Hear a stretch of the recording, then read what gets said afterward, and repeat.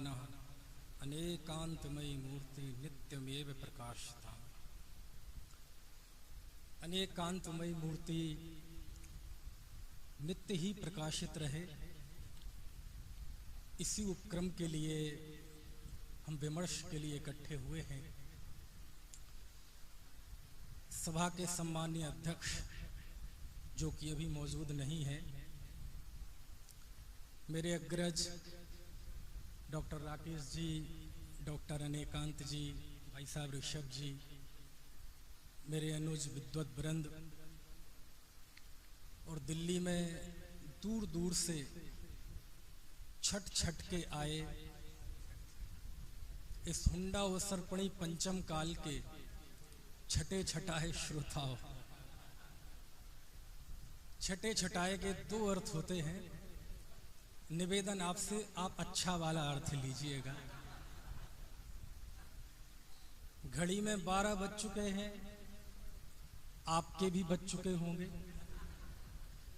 आपके घुटने, कमर, जो भी अस्थि बंध हैं, वहाँ से चीत्कारों की आवाज़ें आने लगी होंगी। मेरी भी आने लगी थी। लेकिन कुछ भी कर लीजिए, खाने के डब्बे तो मेरे व्याख्यान के बाद ही खुलेंगे। अचानक ही मेरा कार्यक्रम बना तो मैंने संचालक महोदय संदीप जी से गुजारिश की कि आप मेरा उद्बोधन सबसे अंत में रखिएगा, ताकि मेरे पहले बहुत से लोग बोल चुके होंगे तो थोड़ा सा उनको सुन सुन के अंत में इस काबिल हो जाऊंगा कि मैं भी कुछ बोल सकूंगा। खैर, नैया भंवर में डाल दी है, किस किनारे लगेगी पता नहीं। भगवान महावीर ने किन्हीं शास्त्रों की रचना नहीं की, उनकी वाणी को लिपिबद्ध किया हमारे श्रुतधर आचार्यों ने, हमारे आरातीय आचार्यों ने, हमारे ज्ञानियों ने उसे लिपिबद्ध किया। और मैं ये पूरे दावे के साथ, पूरे आत्मविश्वास के साथ, पूरे प्रामाणिकता के साथ कहना चाहता हूँ कि उन आरातीय आचार्यों के द्वारा लिखा हुआ कोई भी शास्त्र, आप आंख बंद करके ऐसा किसी भी एक शास्त्र पर हाथ रख दें, आप उस शास्त्र को आंख बंद कर कोई भी पृष्ठ खोल लें और आंख बंद करके कहीं भी उंगली रख दें, जिस भी गाथा, जिस भी सूत्र, जिस भी पंक्ति पर वह उंगली पड़ेगी, उस पंक्ति में इतनी ताकत है कि वो सारे विश्व में शांति स्थापित कर सकती है। क्यों? उसका कारण है भगवान महावीर की वाणी का अनासक्त, गहरी अहिंसा और जीवन दृष्टि से ओतप्रोत होना। आप देखेंगे दुनिया में बहुत सारी विचारधाराएं हैं, और सारी विचारधाराओं को यदि हम समेटें तो एक भौतिकवादी विचारधारा है और एक आत्मवादी विचारधारा है। भौतिकवादी विचारधारा जिस उद्देश्य को लेकर चलती है, उसके लिए ये दृश्यमान जगत ही सब कुछ है। वह अपना जीवन उतना ही देखता है जितना 50, 60, 70 साल का है, और जब वह इतना ही देखता है तो इसी के उपक्रम करता है। यही उसकी दृष्टि होती है, यही उसका आचरण होता है। और तब वह लिखता है, यावत् जीवेम सुखम जीवेत ऋणम कृत्वा घृतम पिबेत भस्मीभूतस्य देहस्य पुनरागमन कुतः। जब तक जियो सुख से जियो, उधार लेकर घी पियो। क्यों? क्योंकि मरने के बाद कौन सा मनुष्य को दोबारा इस दुनिया में आना है? कोई प्रश्न कर सकता है, ऋण लेकर घी पिए? बोले ऋण लेने से तो हमने सुना है अगले जन्म में हमें झोट्टा बन के, बैल बन के, घोड़ा बन के चुकाना पड़ता है। तो कहता नहीं, ऐसा कोई पुनर्जन्म नहीं होता। नहीं साहब, ऐसा मैं नहीं कर सकता, मेरी आत्मा मुझे गवारा नहीं करती, आत्मा नाम की कोई चीज नहीं होती। नहीं साहब, भगवान मुझे माफ नहीं करेगा, भगवान नाम की कोई सत्ता दुनिया में नहीं है। जो भी हो साहब, ऐसा पाप मैं नहीं कर सकता, पाप पुण्य नाम की सत्ता दुनिया में नहीं है। ऐसा एक भौतिकवादी है। पीत्वा पीत्वा पुनः पीत्वा यावत् भूतल पतति न भूतले पुनरुत्थाय वै पीत्वा कुछ समझ में तो नहीं आया? पियो पियो, तब तक पियो जब तक कि जमीन पे ना गिर पड़ो, और जब गिर जाओ तो फिर से उठो और फिर पियो। क्यों? पुनर्जन्म न विद्यते, क्योंकि दोबारा जन्म होने वाला नहीं। अब इसमें ताली बजाने का क्या? अब मैं ये भी बताऊंगा कि ताली किस पे बजाना। हमारे भाई हैं, उत्साह में बजा दी। कहने का आशय ये है, ये भौतिकवादी विचारधारा है, ये बहिर्मुख है, ये गैर जिम्मेदार है, ये लापरवाही का उद्घोष करती है। और मैं कहता हूं कि दुनिया में 90% और ज्यादा ही है ग्राफ इसी विचारधारा के लोग हैं। लेकिन क्या ये विचारधारा विश्व में शांति स्थापित कर सकती है? क्या ये गैर जिम्मेदारी शांति स्थापित कर सकती है? नहीं कर सकती। अब थोड़े हम हिंदुस्तान के दायरे में ही आए, थोड़े आत्मवादी लोगों को लें जो निराकार अदृश्य सत्ताओं को भी मानते हैं, लेकिन ऐसी भी विचारधारा है निराकार सत्ता को तो मानते हैं, लेकिन वो ये दंभ भरते हैं कि दुनिया में मेरा ही साम्राज्य होना चाहिए, मेरा ही अस्तित्व होना चाहिए, हमारी विचारधारा का ही अस्तित्व होना चाहिए। और इसके लिए हम साम दाम दंड भेद हिंसा जबरदस्ती कैसे भी करके हम अपनी विचारधारा को विश्व में स्थापित करेंगे। भले ही ये दुनिया जहन्नुम बन जाए, लेकिन हम जहन्नुम बना के भी जन्नत प्राप्त करना चाहेंगे, ऐसी भी विचारधारा है। लेकिन इस लोक से परे जहन्नुम बना के इस दुनिया को आप कौन सी जन्नत बनाना चाहते हैं? उस विचारधारा से भी न आत्म शांति प्राप्त की जा सकती है, न समाज में समरसता आ सकती है। एक तीसरी विचारधारा ये अहिंसा में विश्वास रखती है, उच्च मानवीय मूल्यों में विश्वास रखती है, ईश्वर में विश्वास रखती है, सहिष्णुता में विश्वास रखती है। इतना सब होते हुए भी उनका इतिहास बहुत रक्त रंजित है। वैचारिक असहिष्णुता के नाम पे भारत के इतिहास में उनके रक्तपात की घटनाएं दर्ज है, और उसमें सबसे बड़ी जो कमी है वह एकांतवाद से दूषित है। और एकांतवाद से दूषित होना ये एक कमी है, लेकिन दूसरा कर्तृत्व तो इतनी गहराई से समाया हुआ है, और जहां एकांत हो और जहां कर्तृत्व हो, ना वह व्यक्ति शांत रह सकता है ना समाज शांत रह सकती है। और कर्तृत्व किसी का भी हो, चाहे मेरा मालिक हो, चाहे मेरा नौकर हो, चाहे मेरे माता पिता हो, और चाहे मेरा भगवान हो, जहां भी आप कर्तृत्व देखेंगे वहां शांति नहीं हो सकती। इसलिए ये सारी विचारधाराएं सब अच्छी तो लगती हैं कभी कभार सुनने में, लेकिन अच्छी और सच्ची के बीच में एक जो बहुत बड़ी खाई है वो हमें देखना पड़ेगा। जैन दर्शन मात्र अच्छा नहीं है, वह वस्तु को सही अर्थों में देखता है। आप दुनिया में देखेंगे, चाहे दो देशों का संघर्ष हो, चाहे दो सभ्यताओं का संघर्ष हो, चाहे दो परिवारों का संघर्ष हो, दो गलियों का संघर्ष हो, दो दलों की दलदल हो, दो व्यक्तियों का संघर्ष हो, एक व्यक्ति के अंदर हृदय और बुद्धि का संघर्ष हो, जहां संघर्ष है, जहां द्वंद्व है, उस सारे संघर्ष और द्वंद्व को एक ही दुनिया में शक्ति है जो संघर्ष को खत्म कर सकती है, वो है जैन दर्शन का अनेकांतवाद। और मैं ये कह सकता हूं ये अनेकांतवाद ऐसा सुदर्शन चक्र है, ऐसा ब्रह्मास्त्र है जिससे सारे विश्व की दिग्विजय की जा सकती है। आचार्य समंतभद्र लिखते हैं युक्तानुशासन के 61वें श्लोक में, बोले मैं अभद्र था, बेवकूफ था, अकल ही नहीं थी मुझ में, निरा बावला था, क्या कहें, अभद्र था, लेकिन जब ये अनेकांत मेरी बुद्धि में आया तो मैं समंत भद्र हो गया, चारों ओर से आनंद से भर गया, सम्यक दृष्टि हो गया, सामरस्य मेरे जीवन में आ गया। कहने का आशय यह है कि ये जो भगवान महावीर, वैचारिक अहिंसा का नाम अनेकांत है और क्रियात्मक अनेकांत का नाम अहिंसा है। और जब ये दोनों का मणिकांचन योग जब महावीर की वाणी में स्फुटित हुआ तो मैं कह सकता हूं कि ये दुनिया निहाल हो गई, कोई भी दुख हो, कोई भी संघर्ष हो, उस दुख का इलाज इस अनेकांत और अहिंसात्मक आचरण में है। बहुत ज्यादा लंबी लंबी बातें क्या करूं, 12:30 के करीब घड़ी पहुंच चुकी है। बहुत मन में विषय बहुत आ रहा है, विद्वानों से बहुत सुना, और जब एक सुनते हैं तो 4 बातें हमारे मन में भी आती हैं, लेकिन वो सारी मैं करने लगूं तो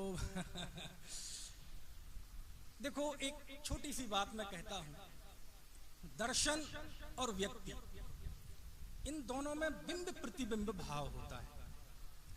हम व्यक्ति से परे किसी दर्शन की कल्पना नहीं कर सकते। जैन दर्शन को दुनिया यदि कहीं देखेगी तो वह जैनियों में देखेगी, जैनियों के भगवान महावीर के अनुयायियों में देखेगी। जैन धर्म कैसा है उसका मूल्यांकन यदि इतिहास करेगा तो जैनियों के आचरण से करेगा।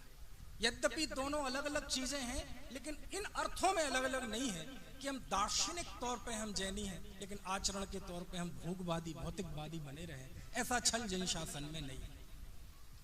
मैं ये कहना यद्यपि इस बात का हमें गौरव है कि आज पूरा अखंड जैन समाज, उसके आचरण में हमारा दर्शन टपकता है। जब हम व्हाट्सएप पे, सोशल मीडिया पे, अन्य तरह से हम सूचना हमें मिलती है, इंफॉर्मेशन मिलती है कि विश्व का सबसे समृद्ध और सबसे सुशिक्षित समाज कोई है तो जैन समाज है, हमें गौरव होता है। जब हम सुनते हैं कि सबसे ज्यादा लोक कल्याणकारी कार्य, सबसे ज्यादा लोक मंगल के कार्य, चाहे गौशाला के रूप में हो, चाहे अस्पताल के रूप में हो, चाहे धर्मार्थ ट्रस्टों के रूप में हो, जैनियों के हैं, तो हमें सुनने में गौरव महसूस होता है। जब हम सुनते हैं कि दुनिया को सबसे ज्यादा कोई समुदाय अपने औसत के हिसाब से रोजगार प्रदान करता है तो वो जैनी है, तो सुन के गौरव होता है। जब हम कहते हैं कि जीरो, आप पूरे विश्व में चले जाइए, पूरे भारतवर्ष में चले जाइए, किसी अपराध के सिलसिले में जैनी का नाम आप अखबार में देखने के लिए तरस जाएंगे, और कदाचित एक नाम किसी जैनी का आ जाता है तो हर व्यक्ति का उस पर ध्यान जाता है, और हमें पढ़ाते हैं देखो तुम्हारे जैनी ने ऐसा किया। हमें उस समय बुरा लगता है, लेकिन इस बात का गौरव भी है कि और किसी समाज के व्यक्ति का नाम यदि अपराध में आता है तो किसी के सिर पे जूं नहीं रेंगता। मानो हम ये मान के बैठे हैं कि हम तो ऐसे ही हैं, लेकिन किसी जैनी का आ जाता है तो हमारा ध्यान आ जाता है। उस समय गिलानी जरूर होती है, लेकिन ये गौरव का विषय है। ये सब हमारे उज्जवल पक्ष हैं। जब किसी आचरण की शुद्धता की बात होती है, अहिंसा की बात होती है, बरबस इस सबका ध्यान जैनी की तरफ जाता है। ये हमारे लिए गौरव की बात है और होना चाहिए। लेकिन मैं कहना चाहता हूं कि भैया, हर चीज का अनेकांतात्मक पहलू है। हम जैनियों में भी शर्म से माथा झुक जाता है जब जैनियों में हम मांस भक्षण की खबरें सुनते हैं।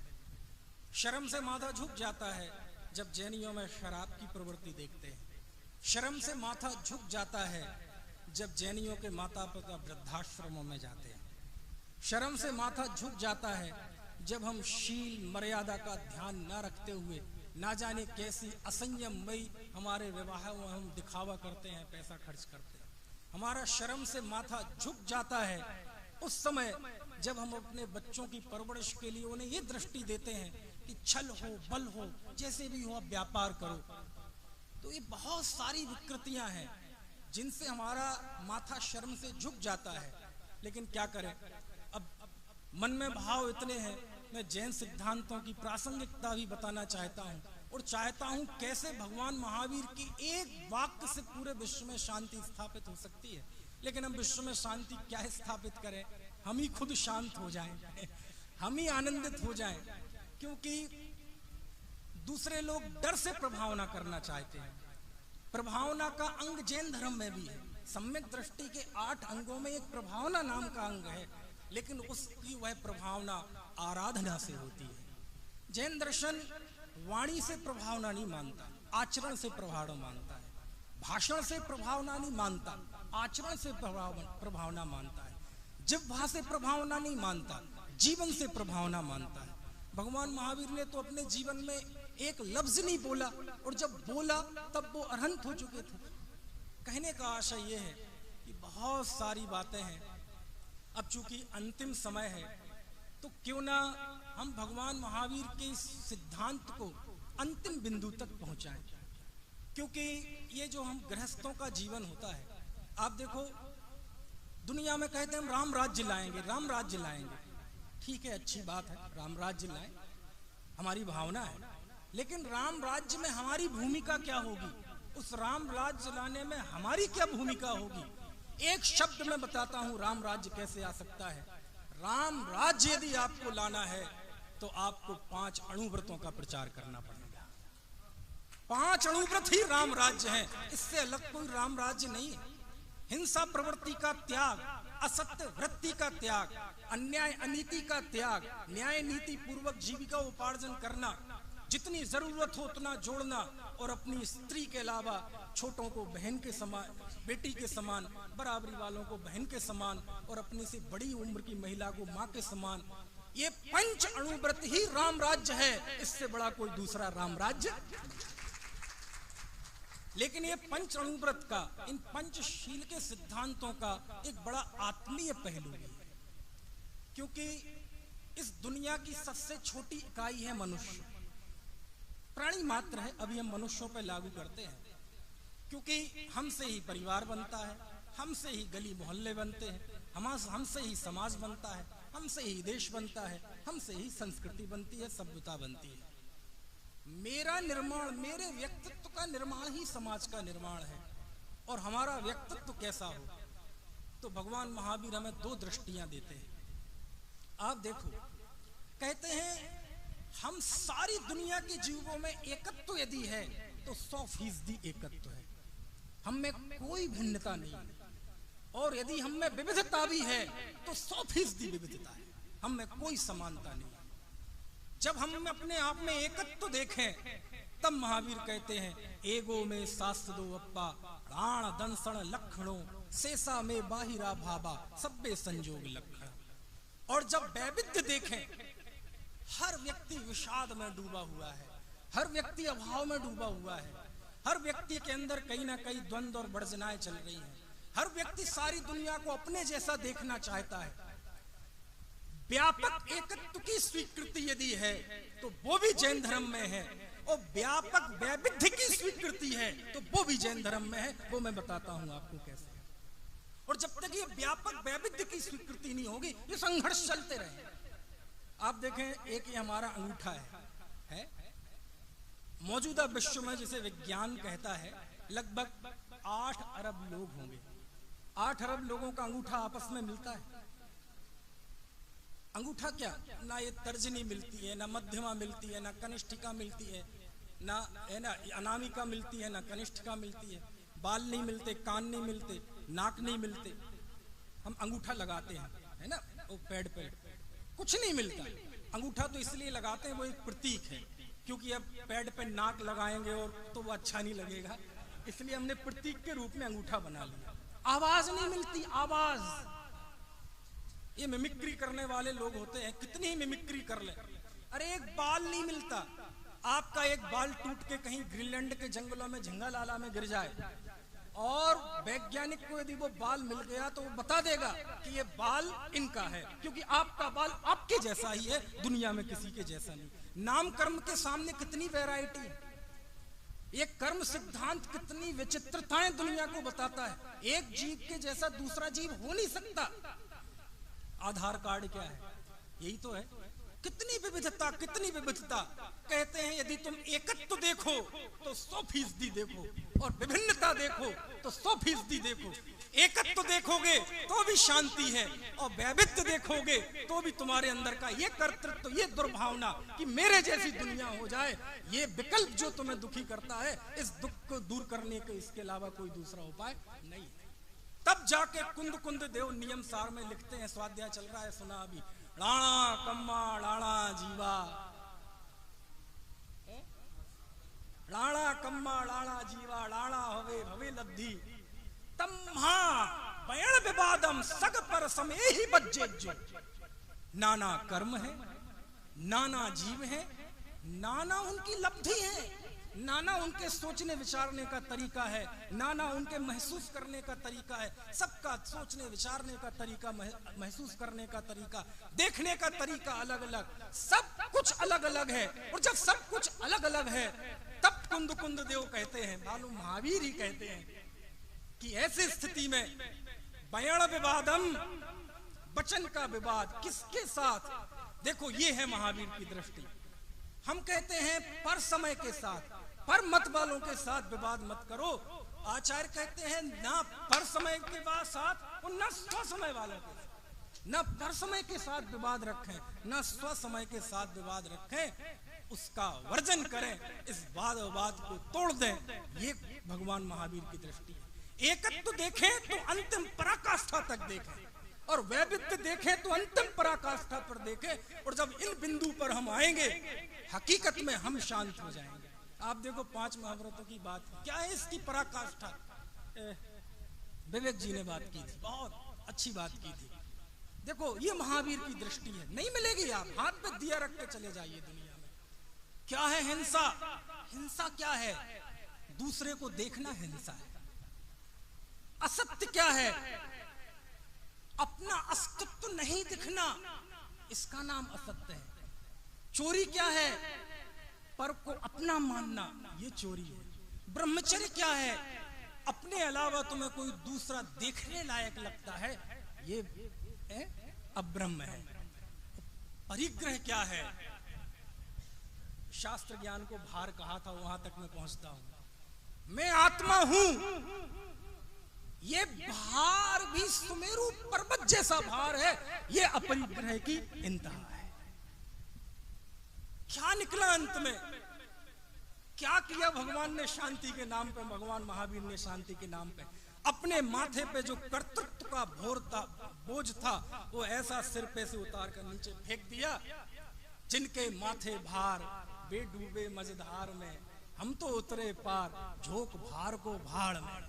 सारी दुनिया यदि जल रही है, एकमात्र कर्तृत्व के भार से जल रही है। जैन धर्म ने हम अकर्तृत्व दिया, महावीर ने अकर्तृत्व दिया। अकर्तृत्व मतलब ज्ञातृत्व की अनुभूति। देखो 2 मिनट में एक दृष्टांत से बात खत्म करता हूं। क्या होती है अकर्तृत्व? कर्तृत्व का दुख और अकर्तृत्व की शांति। मैं अचानक आपके घर में पहुंच गया, अचानक, कोई व्हाट्सएप फेसबुक कोई फोनाचार नहीं किया, और हम पहुंच गए। आपने दरवाजा खोला, सामने आदमी दिखाई दिया। अरे रे पंडित जी आइए आइए, डॉक्टर साहब आइए आइए, बहुत बढ़िया, अरे बोय मेरा तो सौभाग्य है, ये है वो सब जो शब्दाचार होता है, शब्द चिकित्सा, वो सब आपने की। मैंने कहा हाँ जी। वक्त शाम का था, 6 बज चुके थे, भोजन का समय हो गया था। देर बाद सूर्य डूबने वाला है, अंधेरा होने वाला है। आप घर वालों ने भोजन कर लिया है, अब मैं अकेला एक प्राणी हूँ। और मैं कहूँ नहीं कुछ नहीं, आप बैठ, आप ज्यादा बातचीत मत कीजिए, दरअसल मेरे भोजन का टाइम हो गया है, आप भोजन की तैयारी कीजिए। और ध्यान रखना, कुएं का पानी पीता हूँ, उदाहरण में, ऐसा नियम नहीं है, कुएं का पानी पीता हूँ, अटपहरा घी चाहिए, तुरंत के पैसे मसाले चाहिए, छना हुआ पानी और शुद्ध सात्विक यत्नाचार पूर्वक आप भोजन बनाइए। अब आपकी हालत क्या होगी? ठीक है, सामने घटता हुआ अंधेरा दिख रहा है, घड़ी का कांटा दिख रहा है, समझ में आया? सामने खड़ा हुआ पंडित दिख रहा है, लेकिन कुआं नहीं दिख रहा है, समझ में आया? देखो अभी आपने मेरे नाम पे एक कटोरी भी उठा के यहां से वहां नहीं की क्या? हम नहीं करने देंगे, चिंता ना करें। एक कटोरी उठा के यहां से यहां नहीं की, लेकिन आपके मन में एक भाव आया, मुझे ये सारी व्यवस्था करनी है। आपके इस कर्तृत्व के विकल्प ने आपकी हंसती खेलती जिंदगी में आग लगा दी, और उसका निमित्त कौन बना? समझ में आया? आपको कमर में दर्द था, आपको बच्चे की टेंशन थी, दुकान पे जाना था, बहुत सारी चिंताएं थी, बहुत सारी छोटी मोटी परेशानियां थी, लेकिन छोटी मोटी परेशानियां सब आप भूल गए। क्यों? ये बड़ी परेशानी सामने आ गया। बहुत आप आकुलित, पति पत्नी एक दूसरे को देख रहे हैं, सब दूर, दोनों बिना कहे निश्शब्द रूप से पीड़ा समझ रहे हैं, समझ में आया? कुछ नहीं किया, लेकिन आपके चेहरे पे हवाइयां हुई। ये और बात है कि आप शिष्टाचार में मुझे कहते हैं, अरे आप पहले बता देते, हम तैयारी करके रखते, आप तो हमारे बहुत अच्छे हैं, ये हैं ये, वो सारी बातें। जब मैंने ये कहा आप चिंता मत कीजिए, अरे मैं तो अपना टिफिन लाया हूं, आप तो केवल पानी लाके रख दीजिए बर्तन। आहा, पंडित हो तो ऐसा। हाँ। मैं क्या देखता हूं आपके चेहरे पे? शांति, आनंद। ऐसा लग रहा है बिल्कुल ज्ञानानंद की होलियां खेल रहे हैं। ऐसा लग रहा है भगवान महावीर की समरसता, शांति इन्हीं को प्रकट हुई है। क्यों हुआ ऐसा? कर्तृत्व का एक विकल्प अभी किया, कुछ नहीं आपने। ये बात केवल भावों की चल रही है, रूटीन के जीवन की चल रही है। कर्तृत्व के एक विकल्प ने आपके अंदर कितना अनंत दुख पैदा कर दिया। एक दूसरा विकल्प पैदा हुआ कि हमें कुछ नहीं करना, सब व्यवस्था है। इस दूसरे विकल्प ने आपके सारे दुख का शमन कर दिया। बात विकल्पों की है, लेकिन ये बात प्रतीति में समा जाए। अभी काय की बात की, बात विकल्पों की है, लेकिन ये अकर्तृत्व का भाव यदि प्रतीति में समा जाए, भगवान महावीर तो यहीं प्रकट हो जाएंगे। ये ज्ञातृत्व, ये अकर्तृत्व जैन धर्म की देन है, भगवान महावीर की देन है। दुनिया में यदि दुख है कर्तृत्व का है, और यदि सुख है तो ज्ञातृत्व का है। बिना ज्ञातृत्व के कहीं कोई शांति नहीं आ सकती, चाहे हम भाषण जितना ही दे लें, क्योंकि सारे शांति के स्रोत हमसे निकलते हैं। भगवान महावीर ने स्वयं शांत रहे, स्वयं आनंदित रहे, सारी दुनिया अपने आप प्रकाशित हुई। मैं अंत में यही कहूँगा कि आपने गोष्ठी में मुझे याद किया, बहुत बहुत धन्यवाद। आपकी गोष्ठी बहुत अच्छी रही।